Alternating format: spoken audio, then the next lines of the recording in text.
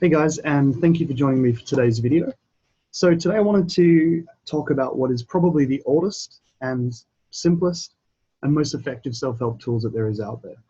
And that's the Buddha's Eightfold Path.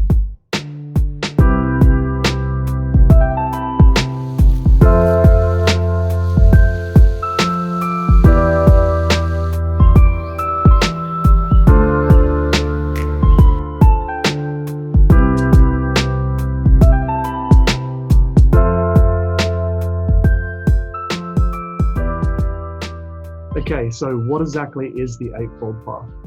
Well, put really simply, the Eightfold Path is the fourth noble truth that was enunciated by the Buddha himself. And that's when he said, really simply, look, life is suffering. You're suffering in life because you're clinging, you're holding on to things. It could be past relationships, past trauma. You're clinging to wanting a new job, wanting a promotion, wanting a better car, a better house, better girlfriend, better boyfriend, whatever. You're always clinging. We are always clinging. It's just part of human existence, basically. And then he said, look, what's causing this clinging? Let's investigate it. Let's work out how we can stop clinging to things and suffering in life. And then he said, look, all you have to do is follow this Eightfold Path. And that's pretty much it. The Eightfold Path is this prescription to end suffering in your life. You can print it out, put it up on your fridge, somewhere that you'll see it every day, and practice these concepts.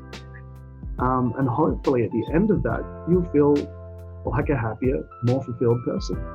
And it's something that's really helped me in my life to keep me on track. I'm not perfect, I'm a work in progress like everyone, but it's something that's really helped me. And hopefully it can provide some value to you as well. The Eightfold Path itself can be represented as like a list, like 8 different steps or components. Or you might see it as a wheel like this. And this is called a Dharma wheel, which is like basically one of the most sacred symbols in Buddhism. And it just encapsulates all of the teachings of the Buddha. And I should point out as well that the path isn't meant to be followed step by step. The reason that it's represented in a wheel as well is because all of these different aspects should be practiced basically together or at the same time. And what you'll find is that things like concentration and mindfulness really go hand in hand together. So when you develop one aspect on the path, you'll also be helping to cultivate another aspect as well. And the first thing that the Buddha tells us to do is to avoid suffering in life is to have right view. And by this he means we need to see things for how they really are. So it means learning about Buddhist concepts like suffering, karma, the impermanence of the physical world. And this can really help us to feel better about our circumstances. If something really bad happens in our lives, like losing a family member or losing a job, which might be something that happened to you guys, it's about looking at those things and going, look, they did happen. But due to the impermanence of the world, for example, we know that things are going to come and we know that things are going to go. And that can help us deal with things better. But that's just one concept in Right View. But I highly recommend checking out a book called Buddhism for Busy People by David Nietzsche. It's a super easy to read book. And it breaks down all of these concepts super clearly. And I think you'll get a lot out of it. So yeah, check out Buddhism for Busy People if you want to get started on learning some of those concepts like karma and impermanence and suffering. Because I think that's really useful. So next, the Buddha tells us that we need to have right thought. And in that he's saying, look, we need to fill our minds with right thoughts. We need to cultivate them, like thoughts of love and compassion and kindness. But we also need to let go of any negative thoughts and emotions like cruelty, violence, anger, resentment, jealousy, anything that just doesn't feel good. So he's basically giving us a list of all these positive thoughts to cultivate, love and compassion. So next time we have a thought that isn't on that list, we can go, okay, wait a minute, this thought isn't good for me, I need to let it go. And then, with practice, you can start slowly letting go of these negative thoughts and cultivating these really positive thoughts as well. And I think that's something that's really helped me as well, especially during these times. So the next aspect of the path is right speech. You don't need me to tell you that your words can really impact the people around you. They can either be used to really help people around you, uplift them, inspire them, motivate them, or they can hurt people. The Buddha says, look, our speech needs to be free of any gossiping that lacks any purpose, lying, abuse, harsh language that might hurt other people. It's all common sense stuff. But I think we need a reminder of that. And of course, there are exceptions to right speech. So for example, sometimes we might need to be harsh to someone with our words because they're in danger or they're doing something to hurt themselves. Okay, that's absolutely fine. We might even have to gossip or talk about someone to get some important information that might help ourselves or those around us. So to all of these aspects or components of the path, there's always exceptions.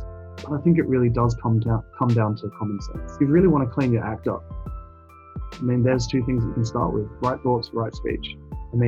If you get those things down, you're already going to be feeling like a more accomplished person. You're going to feel better in yourself, and people around you are going to notice as well.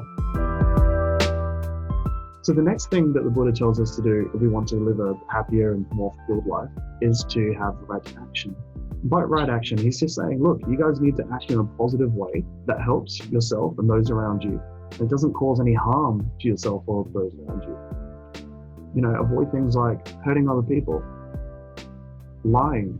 Now, lying is one that, even if you think you don't lie a lot, if you have a look at the white lies that you tell through the day, they add up. Just being aware of those things and always trying to tell the truth. The Buddha also said, look, avoid sexual misconduct. Again, super common sense stuff, but it's stuff that we need to be reminded of to really live the best lives that we can. Put it simply, right action basically means that we should be acting kindly, passionately, with honesty, with integrity, and with respect for people. So next, we need to have right to livelihood.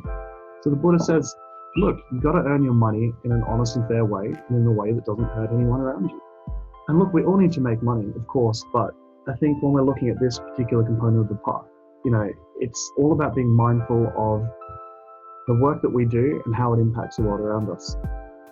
So my profession's marketing. It doesn't sound like something that's really in line with Buddhist teachings, but I just have to always make sure, look, if I'm promoting a product that has something to do with animal cruelty, that's not right livelihood. That's harming animals. That's hurting another sentient being. So it's just about being mindful about how our livelihood can impact those around us. And again, look, this is something that can be tough to follow, especially because of the economic kind of climate right now. And we can't all be picky and choosy with our jobs. But again, there's something about being conscious about your work that can really bring a lot of value to your life and also the lives of people around you. So the next aspect on the path is right effort. What the Buddha is saying here is basically we should be spending our mental energy on things that are for the good of ourselves and the people around us. So in other words, don't sit around playing video games all day, smoking, drinking, distracting yourself with TV. Use your time to learn about Buddhist concepts, to look after your health, to volunteer, to get a job that's in line with the Eightfold Path, to make sure that you're living in a way that's not harming anyone around you. Again, it's common sense, but this is something that's really helped me stay grounded and to really choose what I do wisely, so I'm not wasting time on things that just don't matter. And so many of us are just running around doing shit that doesn't matter, busy work or trying to please people, trying to escape, through drinking, through smoking. It's something that I've done a lot, and I'm a work in progress. But again, this is something that really helps me stay on the right track. The next thing that the Buddha tells us to do is cultivate right mindfulness. By this, he just simply means being aware and conscious of your body, your mind, and the world. And mindfulness is really developed through practice. So it could just be having a reminder on your phone to say, hey, be mindful, a few times through the day. Or it could be developing a meditation practice, like Vipassana, where you focus on the feelings and sensations of the body, and you watch your thoughts come and go. And it's just a way to really learn to be mindful and aware of what's happening in your body and also externally in the world around you. Last step on the path is right concentration. And right concentration really goes hand in hand with right mindfulness. So right concentration is basically your ability to be able to direct all of your attention onto one single point for a sustained period of time. So a good way to develop concentration is through meditation practice. And unlike mindfulness meditation, you'd really want to focus on something simple like counting the breaths. You could do a simple breath counting meditation. I definitely recommend getting an app like Headspace or Insight Timer. You can even follow a guided breath counting meditation as well if you've never done it before. And that's a really good way to start learning to settle our thoughts and focus and develop that concentration. So that's the Eightfold Path, but how do you go about actually incorporating it into your life? Well, the first thing you need to do is just print out the Eightfold Path, stick it up somewhere that you'll see it every day, so that you walk past it all the time and you can keep reminding yourself about these different aspects like right speech, right thought, and right action. And then each day just try to implement one or two of the different components of the path. That could be learning meditation, that could be being mindful of your words as you speak to someone, noticing anger when it comes up and learning to let go of it. It could be any number of things, but the important thing to really do is just to go slow. You don't have to do everything all at once. You don't need to be perfect.